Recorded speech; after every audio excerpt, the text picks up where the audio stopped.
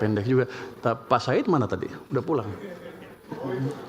Tadi saya suruh menjawab pertanyaan Pak Said. Jawab katanya 2 bulan 2 liter. Tadinya pemerintah mengusulkan 2 bulan 10 kg masing-masing bulan, terus 1 liter. Itu tadinya ya. Terus Pak Said minta 2. Saya challenge, ya udah kenapa 2? 5 liter aja sekalian. Yang nggak berani Pak Said rupanya. Jadi jangan salahkan saya. Pak Said bilang kami nggak berani, saya minta 2 aja. Ya udah saya kasih 2.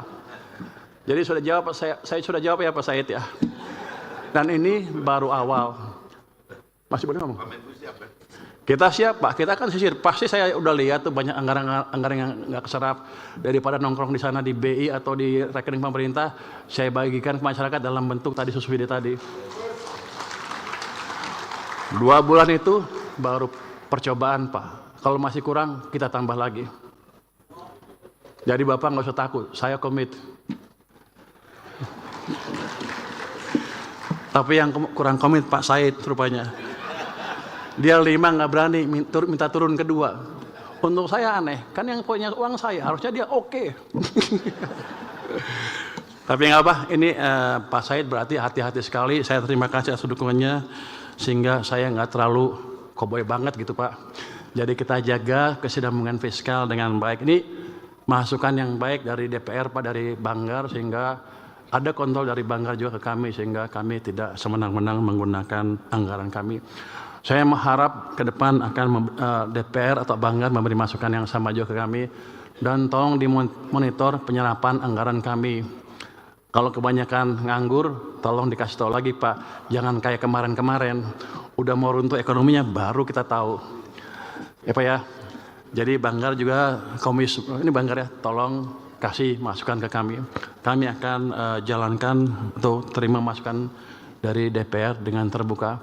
Karena tujuan kita kan sama, menciptakan masyarakat adil yang makmur, adil dan makmur secara merata ya Pak ya.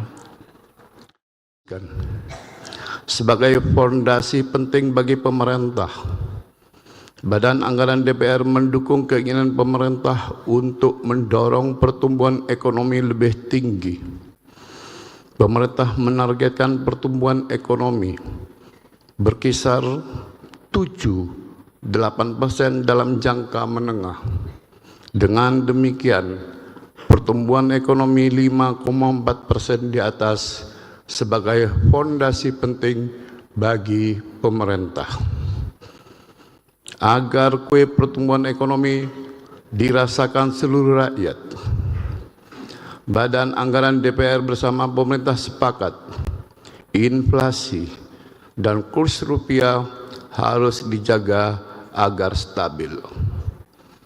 Sebab keduanya bisa memicu gejolak harga pada sektor real, menimbulkan goncangan pada sisi moneter, serta memicu letupan krisis lainnya.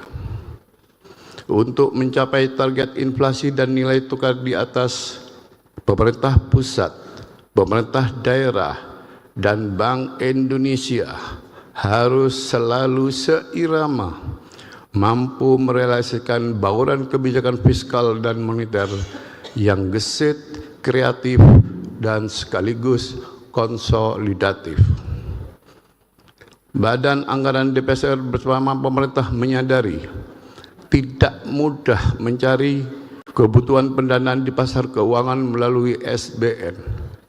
Sebab pada saat yang sama, kita perlu menjaga likuiditas perbankan tersalurkan ke sektor real.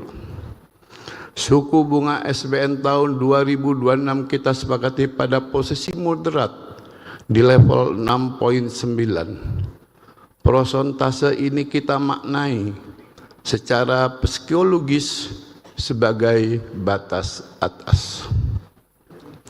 Namun kita yakin gaya koboi Menteri Keuangan kita